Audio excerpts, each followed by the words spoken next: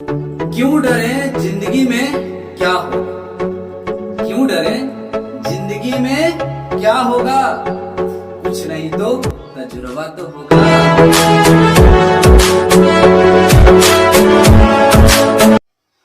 चलो ध्यान देगा, पिछले क्लास में हम सब कहां तक जाने थे कि अवतल दर्पण को भी सारी दर्पण क्यों कहते हैं और उत्तल दर्पण को अपसारी दर्पण क्यों कहते हैं, यही तक न जाने थे। अब आते हैं कि ध्यान देना है कि गोलीय दर्पण से संबंधित तो कुछ महत्वपूर्ण बिंदु है ना, महत्वपूर्ण बिंदु एग्जाम में इससे बहुत मतलब कि ऑब्जेक्टिव वगैरह का बहुत बड़ा भूमिका होता है। ऑब्जेक्टिव इसी सबसे पूछा जाता है, तो रटना नहीं है, केवल बस पूरा ध्यान से समझना है। ओके, बस समझ कर ही आसानी से हम क्वेश्चन सोल्व कर सकते हैं। ठीक है, चलो शुरू करते हैं। देखना है पहला क्या है, यहाँ पर बोला कि गोलीय दर्पण से संबंधित कुछ महत्वपूर्ण बिंदु। पहला है क्या है, वक्रता केंद्र। क्या है, वक्रता केंद्र। तो गोलीय दर्पण में इतना भाग होता है, ये सब क्या है, इसका भाग है। ठीक है ना, तो क्या होता है, वक्रता केंद्र होता है गोलीय दर्पण में, ध्रुव भी होता है, और क्या होता है, वक्रता त्रिज्या होता है, प्रधान अक्ष या मुख्य अक्ष भी होता है, फोकस दूरी होता है, मुख्य फोकस या इसका दूसरा नाम नभ्यंतर होता है, फोकस दूरी या फोकसांतर होता है। ठीक है, अब हम बारी बारी से करते हैं। पहले हम करते हैं वक्रता केंद्र, कि वक्रता केंद्र किसको कहा जाता है, किसे कहते हैं वक्रता केंद्र। ध्यान से समझते हैं। देखो वक्रता केंद्र लिखे, वक्रता केंद्र है ना, किसे कहते हैं, ऑब्जेक्टिव में पूछ देता डायरेक्ट, कैसे पूछता भी बताएंगे, पहले समझते हैं। दर्पण जिस गोले का भाग होता है, दर्पण जिस गोले का भाग होता है उसके केंद्र को वक्रता केंद्र कहते हैं, वक्रता केंद्र कहते हैं। तो दर्पण जिस गोले का भाग होता है, आराम से समझते हैं, पहले यहाँ पर हम समझाते हैं थोड़ा सा। दर्पण जिस गोले का भाग होता है, तो यहाँ पर ध्यान देना, दर्पण जिस गोले का ध्यान देगा, तो ये दर्पण है, ये ना है, और इसे अगर हम इसे गोला कर दे, ये भी तो दर्पण था पहले उधर है, तो दिया देखिएगा गोल हुआ कि नहीं हुआ है। दर्पण जिस गोले का भाग होता है उसके केंद्र को, केंद्र किसको कहते हैं, बीच में, उसके केंद्र को क्या कहते हैं, वक्रता केंद्र कहते हैं। इसी को क्या कहते हैं, वक्रता केंद्र कहते हैं। क्या कहते हैं, वक्रता केंद्र कहते हैं। इसको क्या करते हैं, कैपिटल बड़ी है ना, बड़ी अक्षर, तो बड़की शीशे से क्या करते हैं, सूचित करते हैं। अब समझ में, देखिए रटना है नहीं, दर्पण जिस गोले का भाग होता है उसके केंद्र को वक्रता केंद्र कहते हैं। याद रखने के लिए साइकिल देखा, साइकिल का टायर रिंग होता है, जो रिंग है, तो उसके अगल बगल पूरा मान लिया जाए कि रिंग है, रिंग में यहाँ पर लगा होता है एक व्हील होता है ना, होता है ना, उसमें देखता है बहुत सारा स्पोक, इस पर इधर उधर बहुत सारा ऐसे ऐसे हो रहा था स्पोक, तो जो व्हील है उसका क्या है, वो केंद्र है। क्या है, उसका क्या है, केंद्र है। बात हमारा समझ में आ रखा, पक्का समझ रखा ना, तो उसका क्या है, केंद्र है। यहाँ पर हम दर्पण पढ़ रहे हैं, तो दर्पण जिसका दर्पण में जो केंद्र होगा उसी को क्या कहा जाता है, वक्रता केंद्र कहा जाता है। क्या कहा जाता है, वक्रता केंद्र कहा जाता है। क्लियर, तो याद नहीं करना है, कैसे रखना है याद, दर्पण जिस गोले का भाग होता है, दर्पण जिस गोले का भाग होता है उसके केंद्र को वक्रता केंद्र कहते हैं। क्लियर, रखना नहीं है, याद केवल रखना कि केंद्र किसको कहते हैं, केंद्र कहते हैं जो मतलब कि बीच में हो, क्या हो, जो पूरा सेंटर में हो, बीच में हो, उसको क्या कहते हैं, केंद्र कहते हैं। तो कौन सा केंद्र, वक्रता केंद्र। क्लियर, तब पूछ देता ऑब्जेक्टिव में कि दर्पण जिस गोले का भाग, दर्पण जिस गोले का भाग उसके केंद्र को क्या कहेंगे, वक्रता केंद्र कहेंगे। क्लियर, ठीक है। अच्छा, तो इसका फिगर उतारना समझ में आया कि नहीं, ये जैसे एक बार फिगर बनाते हैं, ये गोल हो गया, दर्पण जिस गोले का भाग होता है उसके केंद्र को वक्रता केंद्र कहते हैं। अब वक्रता केंद्र को सूचित किससे करते हैं, सी से। हाँ, तो सी मतलब वक्रता, सी मतलब चंदन नहीं होगा, ठीक, तो सी मतलब चंदन है, सी मतलब सी फॉर वक्रता केंद्र समझना। ओके, चलो ठीक है, अगला ध्यान देना है। दूसरा क्या है, ध्रुव है ना, पोल, इसको कभी कभी क्या बोलता है, पोल भी बोल देगा। ठीक है, पोल, तो दर्पण के परावर्तक सतह के मध्य बिंदु को ध्रुव कहते हैं। क्या कहते हैं? ध्रुव। अब दर्पण के परावर्तक सतह, तो यहाँ पे इमेजिंग करना है दर्पण। अब कोई भी दर्पण ले लो, या तो अवतल दर्पण ले लो या उत्तल दर्पण। तो अगर हम इसका उभरा हुआ भाग कलेक्ट कर दें तो उत्तल दर्पण होगा, है ना? इतना मार मारेंगे ने कि बिना डीजे के नाचेगा सब, समझ गया? तो दर्पण अगर उभरा हुआ भाग हो तो क्या हो?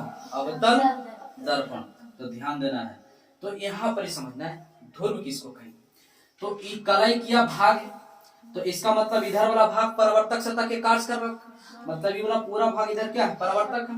तो क्या बोला कि दर्पण के परावर्तक सतह के मध्य बिंदु, तब परावर्तक सतह ही ना है ये पूरा, तो इसके मध्य, मध्य मतलब बीच, मध्य मतलब बीच, इसके मध्य बिंदु को ही कहते हैं पोल, बोले तो ध्रुव कहते हैं। क्या कहते हैं? ध्रुव कहते हैं। तो यहाँ पे देखिएगा, तो इसके बीच में ई नहीं लग रहा है, इसके बीच में है कि नहीं? इसी को क्या कहा जाता है? पी कहते हैं। क्या कहते हैं? पी। इसी को कहते हैं ध्रुव। क्या कहते हैं? ध्रुव कहते हैं। याद नहीं करना। दर्पण के परावर्तक सतह के बीच वाला भाग को, मतलब बीच वाले भाग को क्या कहते हैं? ध्रुव कहते हैं। तो दर्पण के परावर्तक सतह के मध्य बिंदु को ध्रुव। क्लियर? याद रहेगा। और तो परिभाषा भी देखो क्या लिखा हुआ, दर्पण के परावर्तक सतह, दर्पण के परावर्तक सतह के मध्य मतलब बीच, दर्पण के परावर्तक सतह के मध्य बिंदु को क्या कहते हैं? ध्रुव कहते हैं। इसे पी से सूचित करते हैं। कैपिटल पी मतलब बड़ी वाला, है ना? बड़की। अच्छा, तो कैपिटल पी से क्या करते हैं? सूचित करते हैं। तो कभी पूछे कि ध्रुव को किससे सूचित किया जाता है? पी से। एग्जाम ऑब्जेक्टिव में पूछेगा कि दर्पण के परावर्तक सतह के मध्य बिंदु को क्या कहते हैं? तो ध्रुव कहते हैं। परिभाषा कभी नहीं पूछेगा, ऑब्जेक्टिव में ही पूछ देगा, यही ऑब्जेक्टिव में पूरा लिखा रहेगा। और समझ में? तो क्या होता है? दर्पण के परावर्तक सतह के मध्य बिंदु को ध्रुव कहते हैं। क्लियर? ठीक, स्क्रीनशॉट कर सकता है। ध्यान देना क्या है? वक्रता त्रिज्या। ध्यान क्या देना है? याद नहीं करना, पहले समझना है। बोला ध्रुव तथा वक्रता केंद्र, ध्रुव तथा वक्रता केंद्र के बीच की दूरी को वक्रता त्रिज्या। आराम से हम ये दर्पण बना रहे हैं, ध्यान से। हम ये क्या बना रही है? कौन सा दर्पण होगा? कैसा दर्पण है? अरे वाह, उत्तल दर्पण है। उत्तल दर्पण तो एकदम उल्टा हाथ से मारेंगे। कैसा दर्पण है? अवतल। अब यहाँ पर विचार करना है। बोला है ध्रुव। क्या बोला? ध्रुव। तो ध्रुव किसको कहते हैं? जो बीच में होता है परावर्तक सतह के बीच में, इसी को ना कहते हैं। परावर्तक सतह के मध्य बिंदु को ध्रुव कहते हैं। इसी को ना पी कहते हैं, ध्रुव। और क्या कहता है? वक्रता केंद्र। केंद्र किसको कहते हैं? जो गोला भाग और बीच में जो सेंटर होता है, तो ये गोल रहा होगा कि नहीं रहा होगा? तो इसके बीच में तो केंद्र कहीं ना रहा होगा, जरूर रहा होगा ना। तो इसी को क्या कहते हैं? सी कहते हैं। इसी को ना कहते हैं। अरे गोल रहा होगा कि नहीं रहा होगा? दर्पण गोले का तो भाग ही है ना। तो यहाँ पर देखते ही गोल था, तो हम अपना मन से समझ लेते कि यहाँ पर जरूर बीच में रहा होगा। अंदाज लगा सकते कि नहीं यहाँ पे बीच होगा, कोई दिक्कत? अब यहाँ पे विचार करो। बोला है कि ध्रुव तथा वक्रता केंद्र, ध्रुव तथा वक्रता केंद्र के मिलाने वाली रेखा को क्या कहते हैं? वक्रता त्रिज्या कहते हैं। इसी को क्या कहते हैं? वक्रता त्रिज्या कहा जाता है। क्या कहा जाता है? वक्रता त्रिज्या कहा जाता है। बात समझ आया? चलो ध्यान देगा इधर। अगला क्या होगा? प्रधान अक्ष या मुख्य अक्ष। तो इसमें क्या कहा? ध्रुव और वक्रता केंद्र। तो ध्रुव को किससे सूचित करते हैं? सी से। और सी से कहता है पी से पोल। इसको क्या से सूचित करते हैं? पी से। और वक्रता केंद्र को तो वक्रता केंद्र को सी से। तो ध्रुव तथा वक्रता केंद्र को मिलाने वाली रेखा को मुख्य अक्ष या प्रधान अक्ष कहते हैं। मिलाने वाली रेखा को अभी इसके जस्ट पहले पढ़े थे, तो बीच की दूरी था, बीच के तो बीच के दूरी, तो दूरी पर अगर दूरी आ जाए बीच की दूरी, तब उसको क्या कहते थे? बकरता त्रिज्या। क्या कहते थे? त्रिज्या। लेकिन अब क्या है, यहाँ पर समझते हैं ध्यान से। ये दर्पण है, यही ना दर्पण है। अब तक लो चाहे उत्तर, कोई फर्क नहीं पड़ता, ठीक। ये दर्पण, तो क्या बोला है कि ध्रुव, तो ध्रुव तो भैया ध्रुव तो यहाँ पे होता है बीच में परावर्तक सतह के मध्य बिंदु, इसको क्या कहेंगे? ध्रुव। अब वक्रता केंद्र कहाँ होता है? बीच में। वक्रता केंद्र बीच में, ये तो सी हो गया है ना। तो इसके बीच की दूरी को कहते थे आर, लेकिन अब क्या प्रधान अक्ष या मुख्य अक्ष कहा कि इसके क्या देखो, मिलाने वाली रेखा क्या है? मिलाने वाली रेखा, मिलाने वाली रेखा। तो यहाँ पे वक्रता केंद्र और ध्रुव के मिलाने वाली रेखा, मिलाने वाली रेखा को कहते हैं मुख्य अक्ष या प्रधान अक्ष, मुख्य अक्ष या प्रधान अक्ष।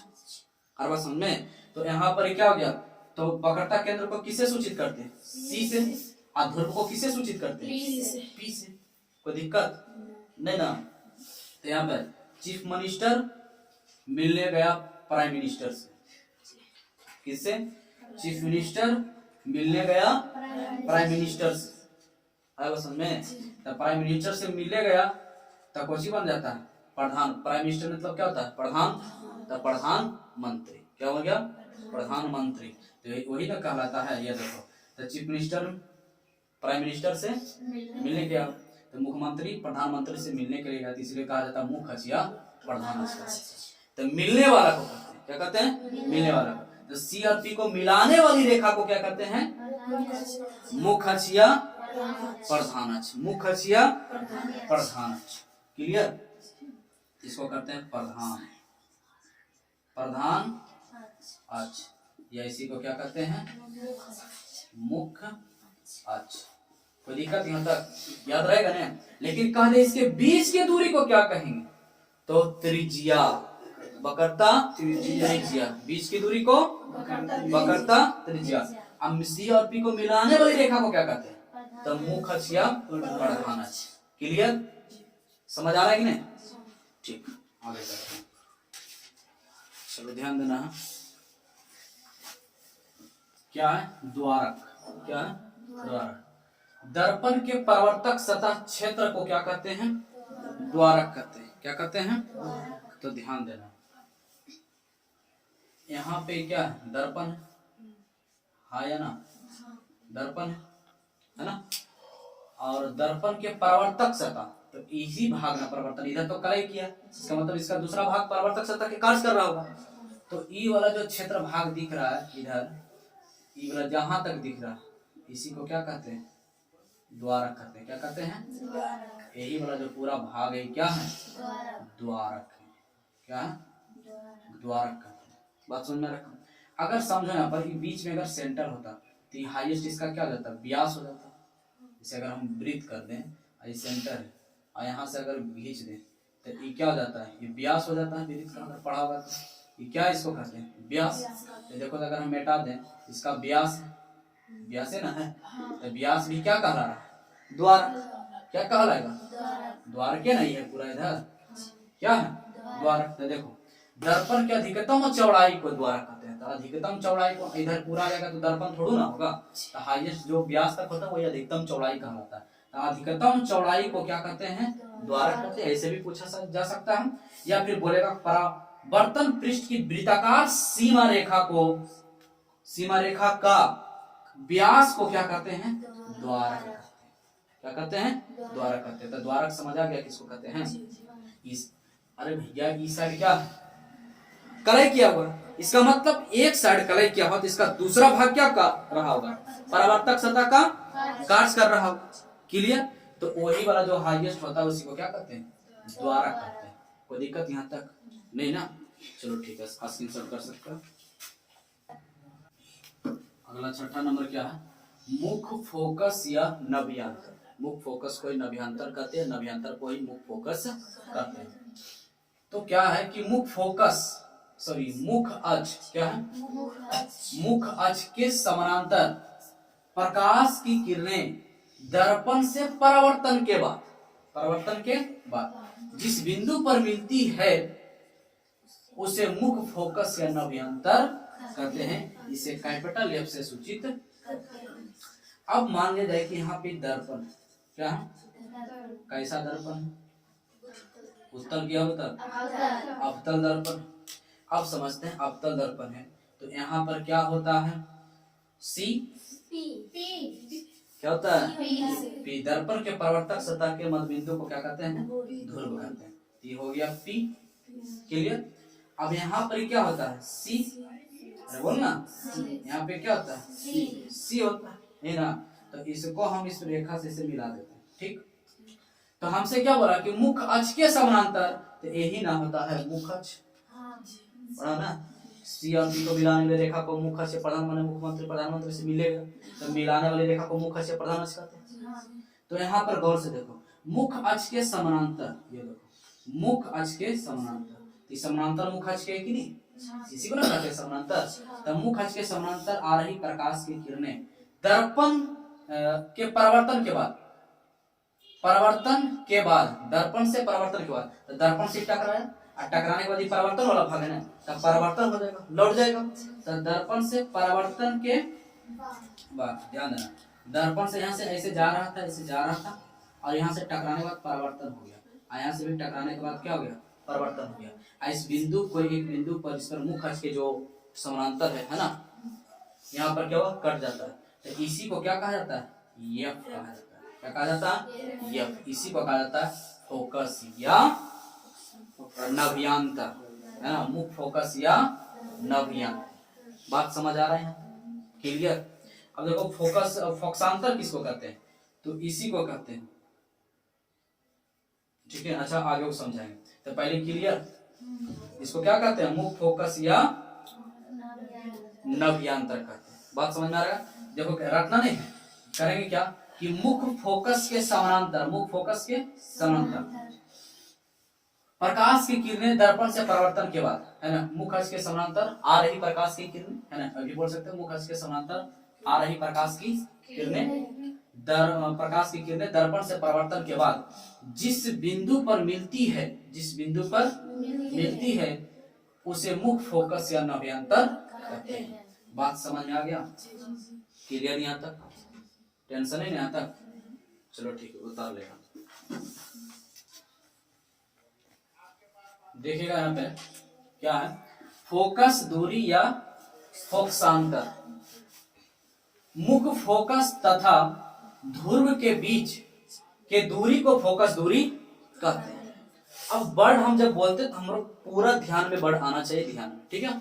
अब जैसे बोला मुख्य फोकस, तो चलो ध्यान से देखते हैं। अभी हम मुख्य फोकस सीखे, है ना, दर्पण के परावर्तन के बाद जिस बिंदु पर मिलता है उसे क्या कहते हैं, मुख्य फोकस कहते हैं। अभी कौन सा दर्पण, अवतल दर्पण, तो इसको क्या कहेंगे, पी बोले तो ध्रुव, पी बोले तो ध्रुव। उसके बाद तो क्या है, मुख्य फोकस है, तो यहाँ पर मान लेते हैं सी होगा, यहाँ पर क्या होगा, सी होगा। इस लाइन को मिला देते हैं, ठीक। इतना पकड़ता बीच की दूरी को पकड़ता त्रिज्या, मिलाने वाली रेखा को पकड़ता केंद्र, केंद्र में प्रधान अक्ष मुख्य अक्ष। यहाँ पर आप समझते ध्यान से, प्रधान अक्ष होगा, मिलाने वाली रेखा को प्रधान अक्ष। यहाँ देखो तुमसे क्या कहा गया कि मुख्य फोकस, तब फोकस अभी भी भैया इसे टकरा के यहाँ पे कटा था, ऐसे टकरा के यहाँ पे कटा था, तो हम यहाँ पे समझ जाते हैं कि बड़की पे मतलब मुख्य फोकस, क्या मुख्य फोकस है। हमसे क्या बात किया है कि मुख्य फोकस ध्रुव, यही ना है ध्रुव, अब हाँ ध्रुव भी है ना, हाँ लगता है उस भांग चढ़ा का है, ये क्या है, हाँ ये ना है, अच्छा ये है, ठीक। तो ये क्या है, ध्रुव। तो देखो की बोला, मुख्य फोकस, क्या बोला, मुख्य फोकस और ध्रुव के बीच की दूरी, इसकी जो दूरी है, बीच की दूरी को कहते हैं फोकस दूरी या फोकसांतर कहते हैं। इसकी जो बीच की दूरी, इसी को क्या कहते हैं, फोकस दूरी या फोकसांतर कहते हैं। इसे छोटी एफ से सूचित करते हैं, कोई दिक्कत नहीं ना। अब अच्छा यहाँ ध्यान से समझना है थोड़ा सा, इसमें कुछ सूत्र होता है जो पूछा जाता है और इस पर ऑब्जेक्टिव तो फिक्स होता है, क्या फिक्स होता है। ऑब्जेक्टिव एकदम मिलेगा ही मिलेगा, बोर्ड एग्जाम में फिक्स होता है। देखो हम लिख दिए फिक्स, एकदम गारंटी फिक्स रहेगा। चलो समझते हैं सूत्र क्या। अगर हम तुमसे पूछें, समझ लेना, देखो यहाँ पर ध्यान, केवल समझना, हम इसको दर्पण क्यों बनाए, और दर्पण बनाने पर हम उभरा हुआ भाग कर दिए, और यहाँ पर पी है, क्या है, पी। उसके बाद पी के सामने यहाँ पर मान लेते हैं सी है ना, वक्रता केंद्र, और यहाँ पर होता है एफ होता है, देखो यही ना, ऐसी होता है ना। अब यहाँ पे इमेजिंग करना है, यहाँ से यहाँ तक के दूरी को हम क्या कहते हैं, एफ, क्या कहते हैं, यहाँ से यहाँ तक की दूरी क्या कहेंगे। लेकिन अगर कहें कि यहाँ से यहाँ तक की दूरी को क्या कहेंगे, तो यहाँ से यहाँ त्रिज्या, मतलब हम यहाँ से यहाँ तक के दूरी को क्या कहेंगे, बड़की आर है, और ये बीच में है, ये क्या है, बीच में, तो यहाँ से यहाँ तक की दूरी हम छोटकी एफ कहते हैं, तो बोलना, तो ये दोनों बराबर है यहाँ से यहाँ तक, तो इसको भी हम क्या कहेंगे, एफ कहेंगे, एफ कहेंगे, तो बोलो ना।